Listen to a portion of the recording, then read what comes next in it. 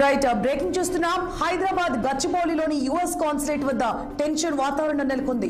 Iran పై Israel దాడులను నిరసిస్తూ వామపక్షాల నేతలు చేపట్టిన ఆందోళన ఉద్రిక్తతకు దారితీసింది. సిపిఎం, సిపిఐ పార్టీలకు చెందిన కార్యకర్తలు పెద్ద సంఖ్యలో యుఎస్ కాన్సులేట్ వద్దకు చేరుకుని ధర్నా నిర్వహించారు. వామపక్షాల ధర్నా పిలుపుతో అప్రమత్తమైన పోలీసులు పరిసరాల్లో భారీగా మోహరించారు. నిరసనకారులు కాన్సులేట్ లోనికి చొచ్చుకెళ్లేందుకు ప్రయత్నించారు. దీంతో వామపక్షాల నేతలు కార్యకర్తలను అదుపులోకి తీసుకొని పోలీసు వాహనాల్లో పిఎస్ కు తరలించారు. అరెస్టు చేస్తున్న క్రమంలో ఆందోళనకారులు ప్రతిఘటించడంతో కొంతసేపు అక్కడ ఉద్రిక్త వాతావరణం చోటు చేసుకుంది.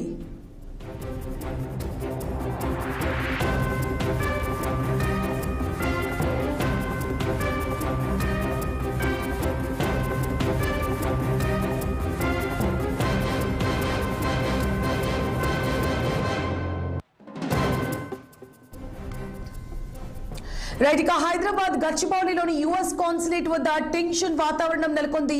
ఇరాన్ పై ఇజ్రాయెల్ దాడులను నిరసిస్తూ వామపక్షాల నేతలు చేపట్టిన ఆందోళన ఉద్రిక్తతకు దారితీసింది. సిపిఎం, సిపిఐ పార్టీలకు చెందిన కార్యకర్తలు పెద్ద సంఖ్యలో యుఎస్ కాన్సులేట్ వద్దకు చేరుకుని ధర్నా నిర్వహించారు. వామపక్షాల ధర్నా పిలుపుతో అప్రమత్తమైన పోలీసులు పరిసరాల్లో భారీగా మోహరించారు. నిరసనకారులు కాన్సులేట్ లోనికి చొచ్చుకెళ్లేందుకు ప్రయత్నించారు. దీంతో వామపక్షాల నేతలు కార్యకర్తలను అదుపులోకి తీసుకొని పోలీసు వాహనాల్లో పిఎస్ కు తరలించారు. అరెస్టు చేస్తోన్న క్రమంలో ఆందోళనకారులు ప్రతిఘటించడంతో కొంతసేపు అక్కడ ఉద్రిక్త వాతావరణం చోటు చేసుకుంది.